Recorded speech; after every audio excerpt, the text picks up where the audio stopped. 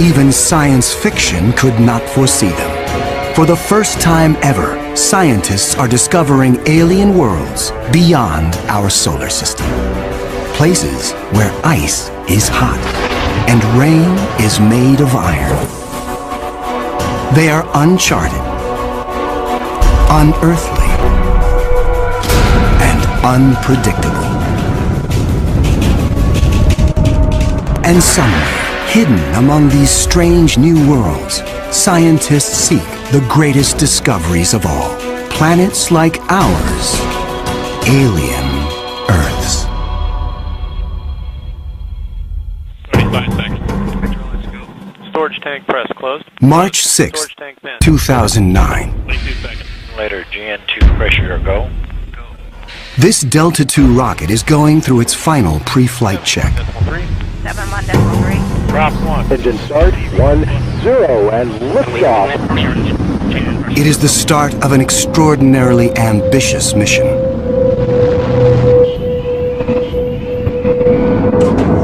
The Kepler Space Observatory is hunting for planets like Earth within a region of 100,000 stars.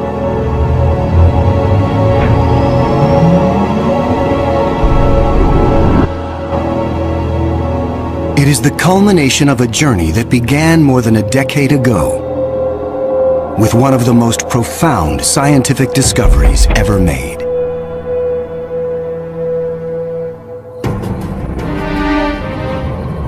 (1995). Swiss astronomer Michel Mayor and his team make a routine observation of stars in the constellation Pegasus, located 50 light-years away. But the instruments show something strange. One star is violently lurching and wobbling. What we discovered, it's one of these stars have a velocity changing with time. What is powerful enough to disturb a star the size of our sun? Mayor offers a radical answer: a planet. But no one has ever seen a planet around another sun-like star.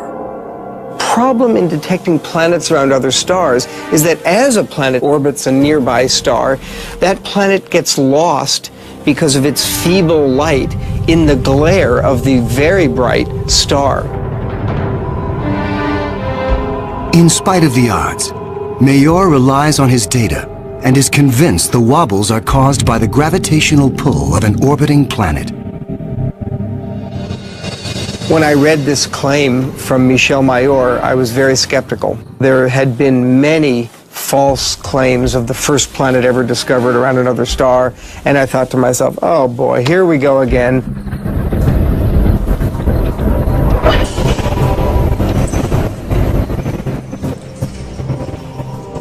So I decided to observe the star on 4 consecutive nights. And stunningly, the star was shown to wobble exactly as Michel Mayor had said. Michel Mayor and his teammate Didier Queloz announce their discovery. It rocks the scientific community. They had found for the first time reproducible, confirmable evidence of the existence of a planet around a sun-like star.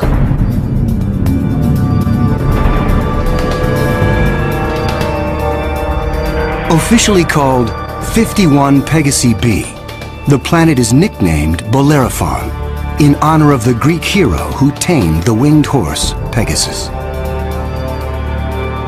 It is a planet that breaks all the rules. Bellerophon roasts in the blazing starlight at temperatures of roughly 1800 degrees Fahrenheit.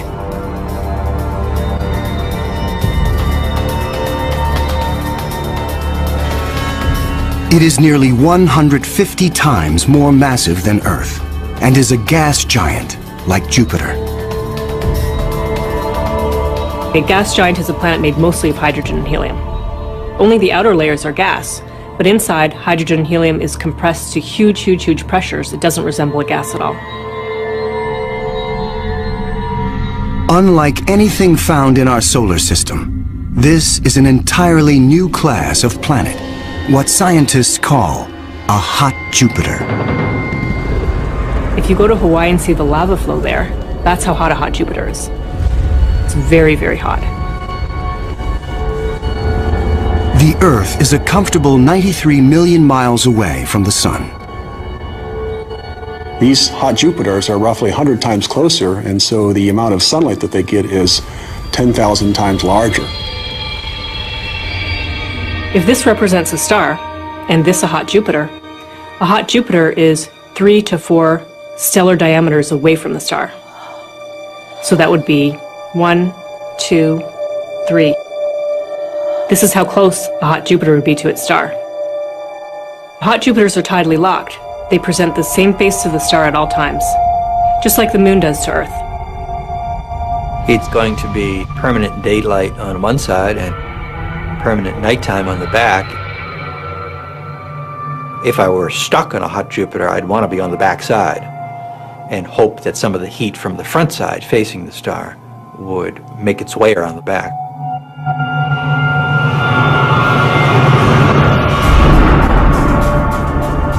The variations in temperature make Bellerophon's atmosphere extremely windy.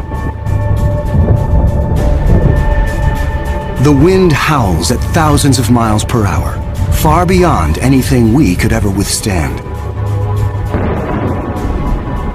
The heat blast guarantees water vapor cannot exist. But that doesn't mean there is no rain. It's far too hot for water liquid clouds to form here.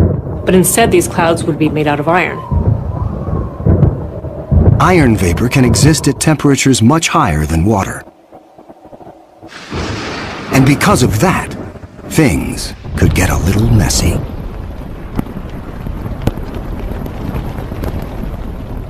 You better have an umbrella that's pretty sturdy, because the iron is going to start coating your umbrella very rapidly and making it extremely heavy and just crush that umbrella.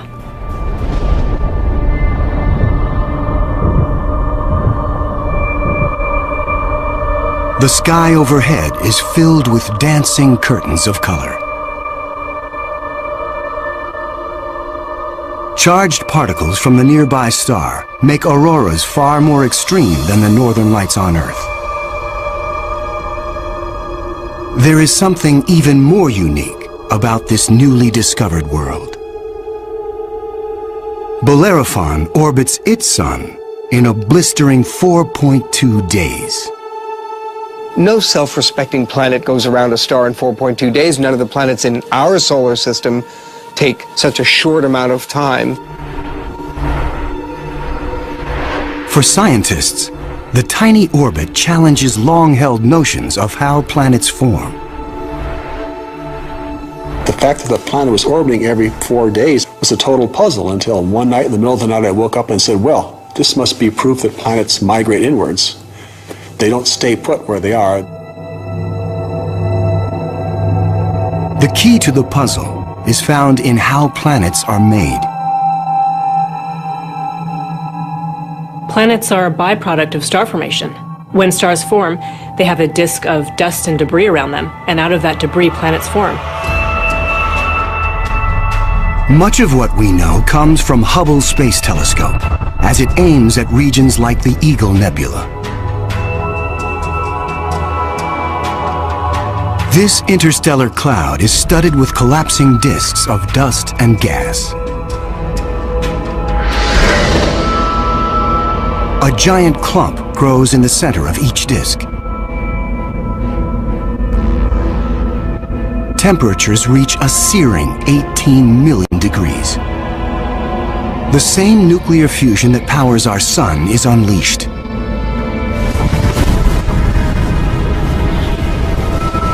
The star is born. Radiation from the star generates a stellar wind that sweeps away leftover dust and debris. Some of the dust survives and remains in orbit around the newborn star. Over millions of years, the dust sticks together, forming knots that grow into asteroids, and the asteroids grow into planets.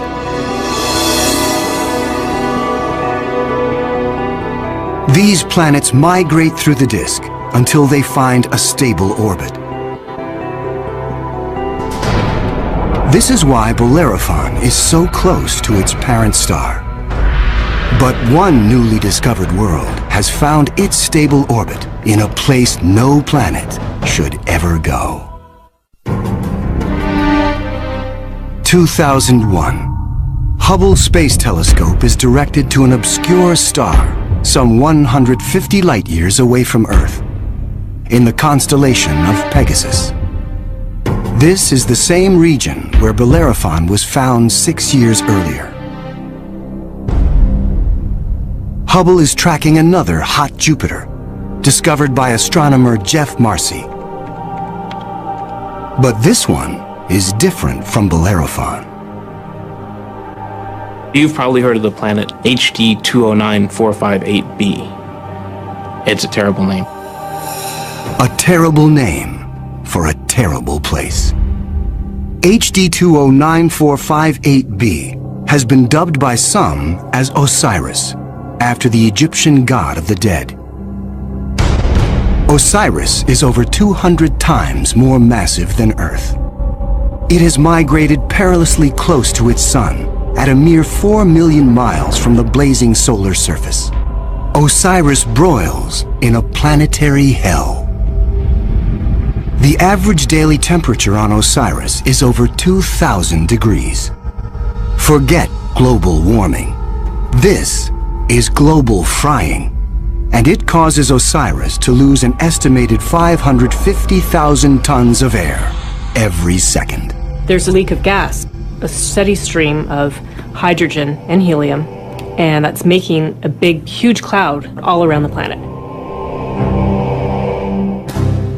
Its atmosphere is bleeding into space.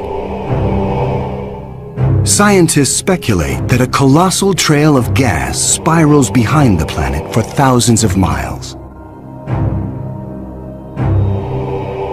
Osiris presents an unprecedented opportunity for astronomers.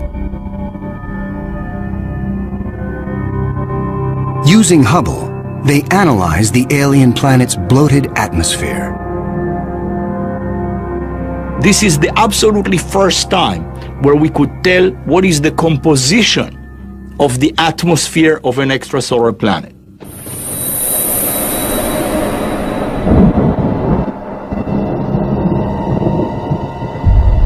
Surprisingly, Hubble detects many of the basic chemicals needed for life. Sodium, carbon, hydrogen, and oxygen. But Osiris is far too hot for life as we know it. There may be other forms of life, however, that thrive on higher temperatures. But there's no solid surface as we know it on a hot Jupiter. So this life would have to be just tiny little microbes floating around on aerosols. And on our own Earth, we have life that floats around in our atmosphere. But that life didn't start there. So life almost certainly would not exist on hot Jupiters. Astronomers have discovered many hot Jupiters since Bellerophon was found in 1995. But conditions on these worlds rule them out as places where the drama of life can unfold.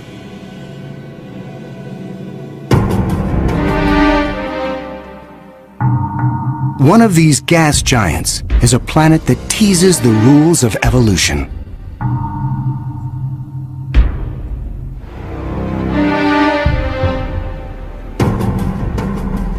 Astronomer Jeff Marcy discovers something shocking about a planet orbiting a star called 16 Cygnus b, located some 70 light-years away in the constellation of Cygnus, the Swan. The planet was clearly in an elongated orbit, bringing the planet close to and then far from the host star. And this, of course, defied our expectations based on our own solar system, where all of the planets go around our sun in nearly circular orbits like phonograph grooves in a record.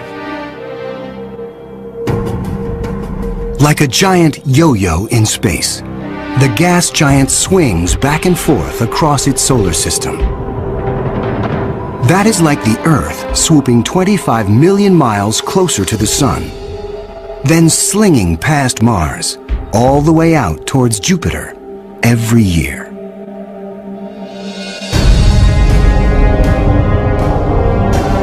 And like all of the gas giants in our solar system, this yo-yo planet might have an entourage of moons.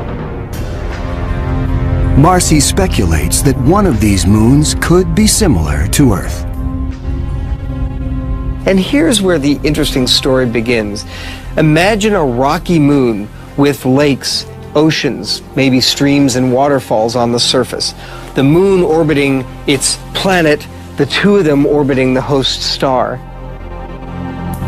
Unlike the airless moon that circles the Earth, this moon is a world with extreme seasons.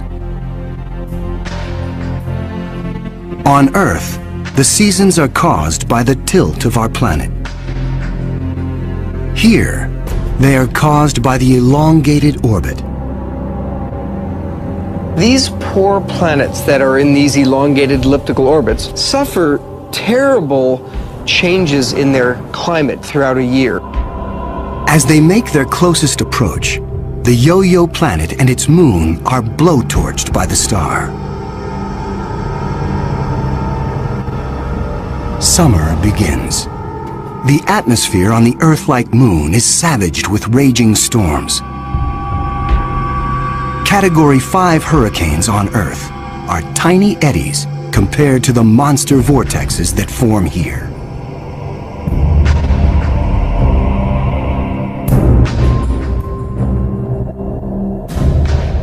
The clouds thicken as the water evaporates. Temperatures rise dramatically. Any water or gases would heat up, and indeed the oceans would boil into steam, so you'd end up with a big steam bath. During the peak of the summer, the entire moon is smothered in 800-degree temperatures.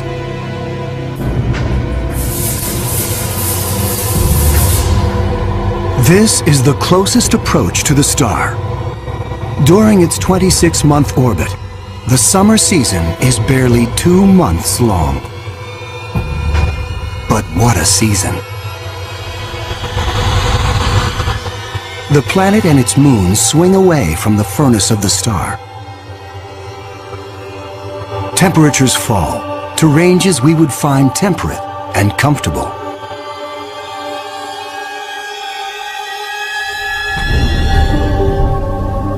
With the coming of fall, the rains return to the parched and roasted moon. Dry ocean basins are replenished, and the seas rise to form new shorelines. Tranquility prevails as the yo-yo planet and its moon slip into the deep freeze of winter. Now, over 200 million miles from the star, the daytime sky is dark. Temperatures hover around 260 degrees below. Winters are long, lasting 17 months. With the coming of spring, the sun looms large in the skies over this hapless moon as the ice cracks and melts violently. Huge icebergs calve into a stormy and fast-rising ocean.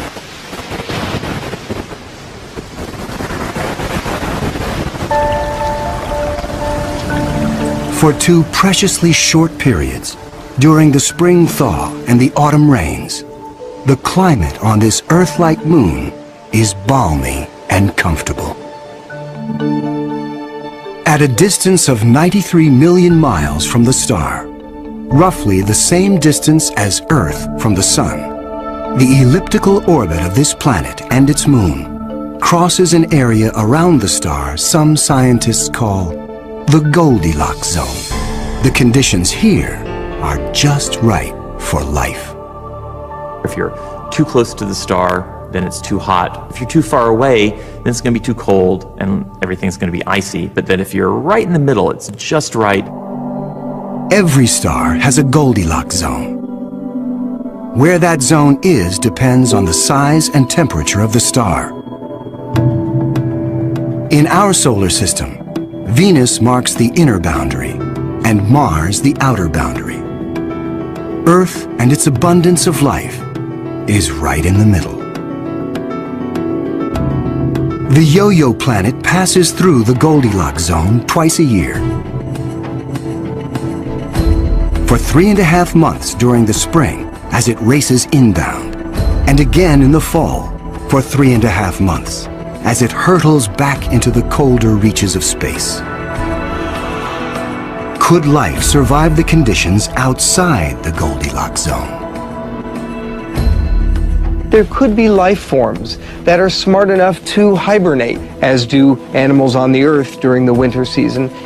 If this sounds fantastic, I offer you the tidal zones on the Earth. On the tidal zones, life proliferates, of course, near the seashore, and they do so despite tides. The water coming in, covering many of the life forms, the water going out at low tide, and yet those species survive perfectly well. The strange cycle of the Yo-Yo planet's orbit creates fleeting conditions suitable for life, but also for death. Some alien planets are even more bizarre. Imagine a world that has no star to orbit. Scientists speculate that our galaxy is teeming with rogue planets, adrift in the murky lanes of interstellar space. These are orphaned worlds, planets that are booted from their solar systems by the chaos of planetary migration. Astronomers call such worlds planemos. Planemos are planets without a star. They're just drifting through the galaxy indefinitely. What massive force would it take to kick a planet out of the solar system? When a young star forms with a contingent of planets around it, many of those planets gravitationally interact with each other. They yank on each other, slingshot each other, so that one of them is ejected from the planetary system, voted off the island, if you will. If you were, unfortunately, a resident on a planet that was kicked out by a collision or a near collision with another large object, you'd probably rapidly move out of the habitable zone. There are hundreds of billions of these lost, wayward, poor, wandering planets out in our Milky Way galaxy with no parent star to warm them up. Cold, dark, quiet. Because planemos have no sun, they are worlds without days or years. They keep vigil through an eternal night. Planemos are solitary wanderers, sentinels of the galaxy. Just because it's out there drifting in space doesn't mean a planemo is dead. If the planemo is a rocky world, it could well have life on it. A small rocky planemo without an atmosphere will slumber in extreme cold, far colder than the coldest winter day on our own South Pole. But a planemo large enough to retain an atmosphere traps the heat generated when the planet was first formed. It is the ultimate greenhouse effect. The heat and energy comes from the molten core deep inside the lonely planet. If the planemo is a gas giant like Jupiter, it may have a system of moons.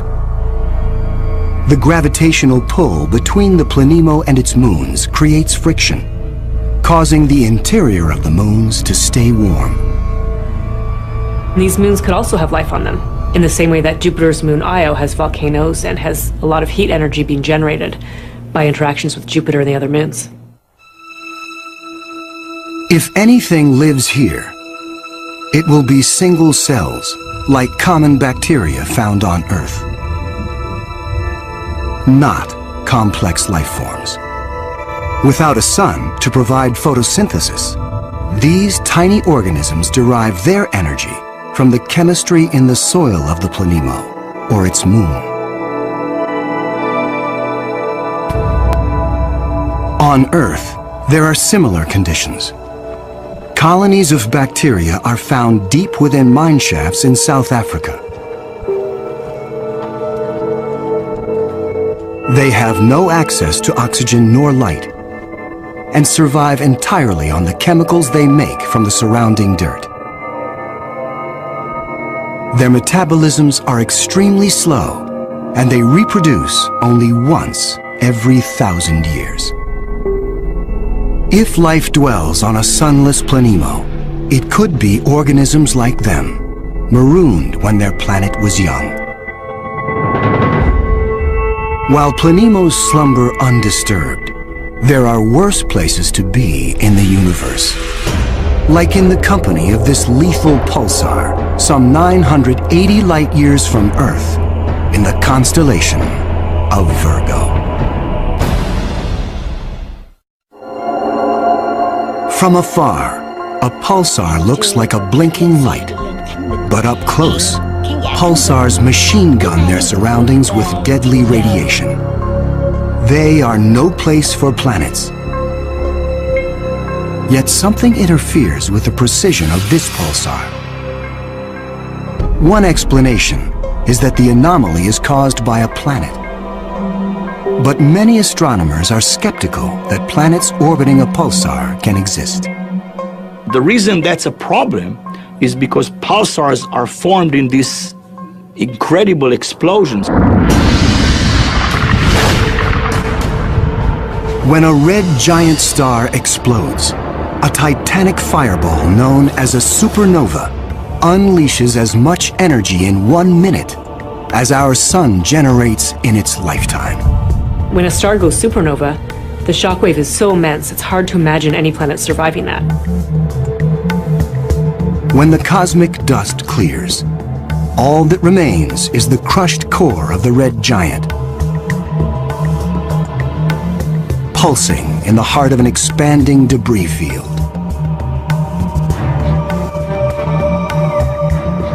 Matter blasted from the colossal explosion falls back to the pulsar and forms a disk. Within this chaos, a new world arises, born of fire and destruction, a planetary zombie raised from the carcass of the former red giant star. It's amazing that planets could form in that environment. A planet orbiting a pulsar will give you the feeling of being in a disco bar with a very strong strobe light, which is the pulsar. Radiation from this stellar beast breaks down the organic molecules needed for life.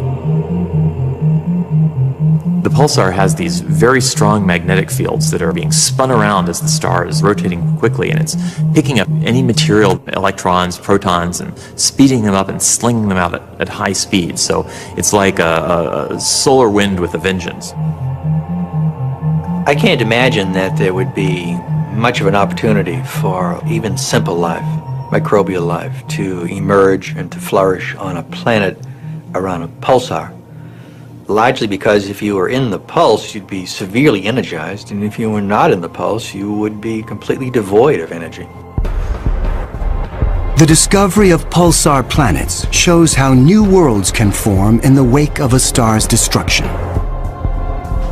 No matter where a planet arises, the process of its birth is fraught with danger.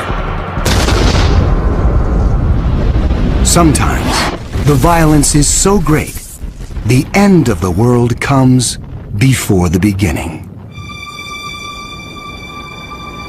2007.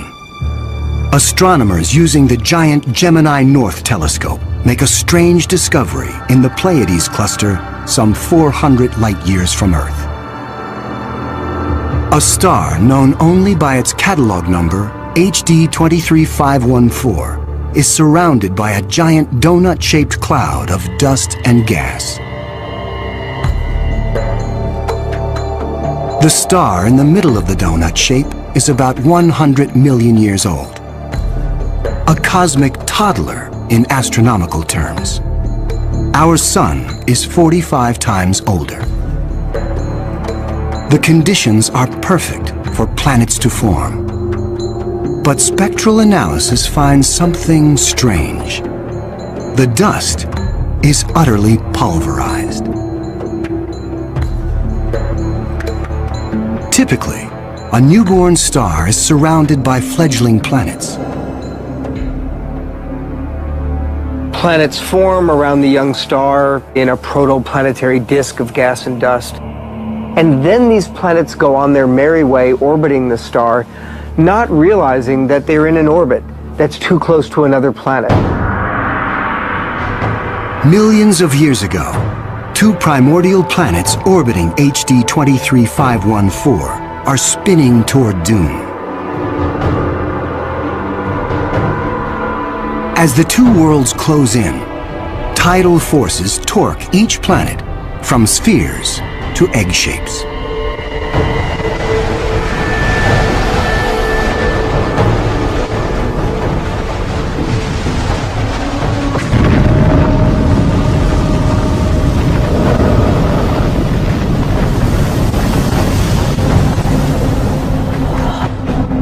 Nothing remains. The two worlds are annihilated, creating the dust and debris seen around star HD 23514. 4 billion years ago, a similar apocalypse came to Earth. A Mars-sized planet forms in roughly the same orbit as the newborn Earth. Like the planets at HD 23514, Earth and this Mars-sized body are barreling toward each other. If you happen to be unlucky enough to be standing on a growing planet when it was in the process of still becoming the Earth, you might wake up one morning and notice that the sky was getting darker and darker as a Mars-sized body was coming at you within a period of less than an hour.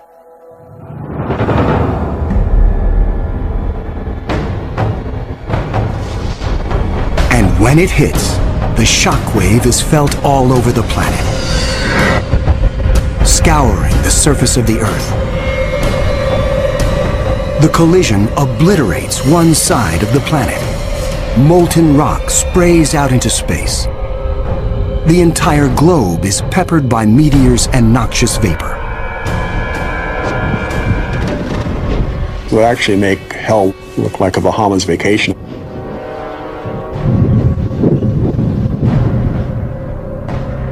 The debris field from the collision coalesces and forms our moon. It is a new beginning for our planet.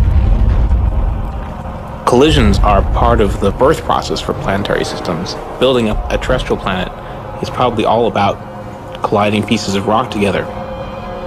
And all across the galaxy, colliding pieces of rock are forming terrestrial worlds that defy the imagination.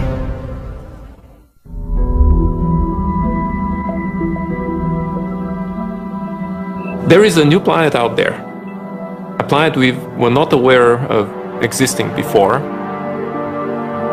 It is not just one planet.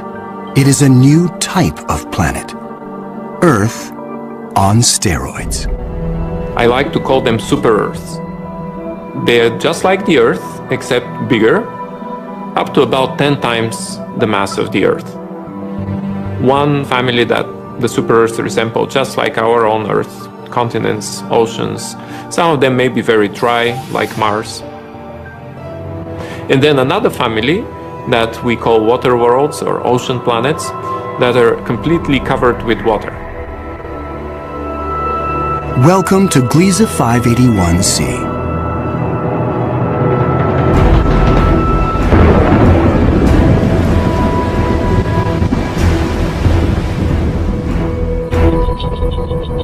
This planet was found by Michel Mayor, and it orbits with 2 other planets around a very small star.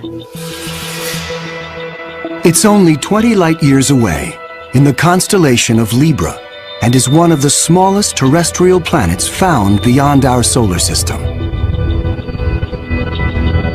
That doesn't mean Gliese 581c is small.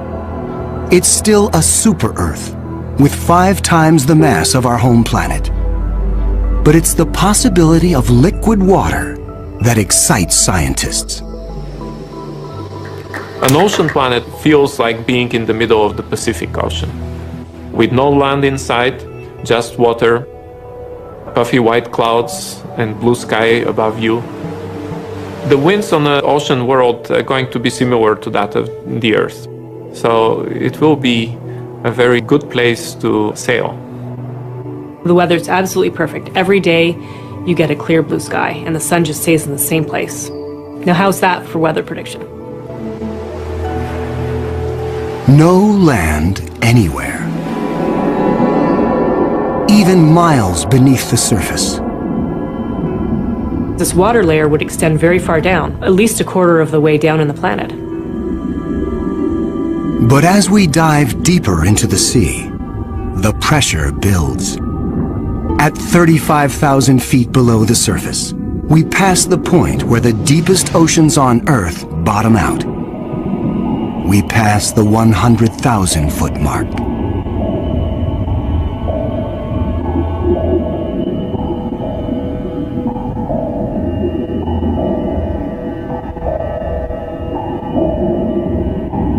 The pressure is so great, water itself begins to take on surprising new forms.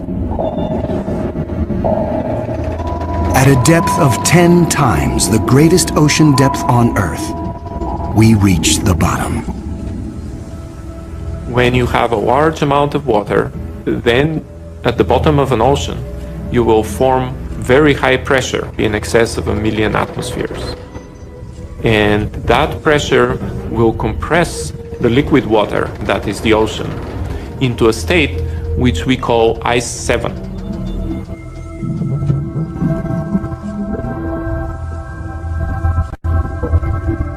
No, it's not like ice in your refrigerator. The molecules of water that are in the ice in your refrigerator are kind of all jumbled up. But if you form ice under very high pressure, then the water molecules can become ordered, they can become aligned.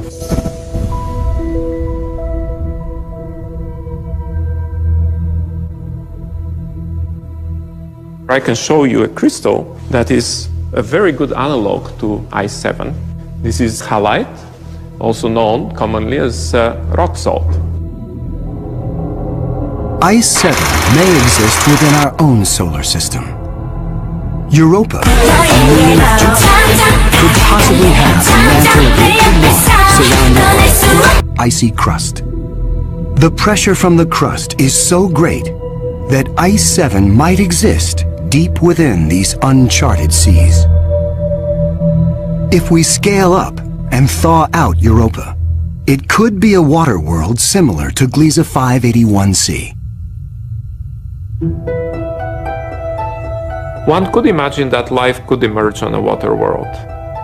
After all, water is essential to life on Earth. Everywhere on Earth where there is water, there is life.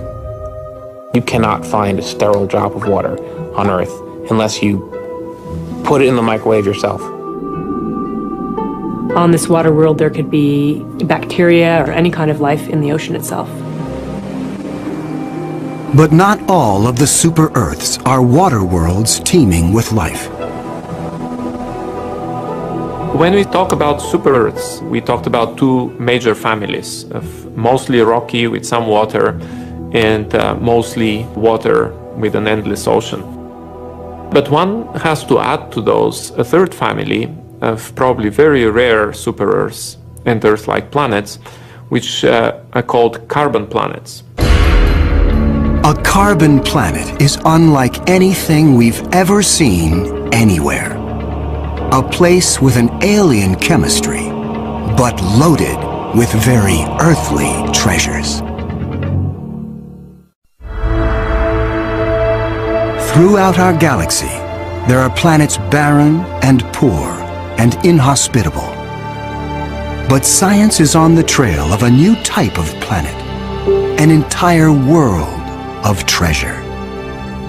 In our own solar system, in our sun and in all the stars nearby, there's always more oxygen than carbon. But if we think of a place in the universe where there's more carbon than oxygen, then planet formation is very different. Spectral analysis shows carbon to be far more plentiful, 26,000 light-years away near the center of our galaxy. Planets that form here may contain a rich abundance of carbon. The morning sky on a carbon world would be anything but crystal clear and blue. I'm picturing a yellow haze with black clouds of soot. And as you descended farther down in the atmosphere, I could imagine lakes that were made out of compounds like methane or gasoline. I'm picturing these bubbling, foul-smelling pits of black ooze, like an oil well. With little or no water in the atmosphere, the air is made of carbon compounds.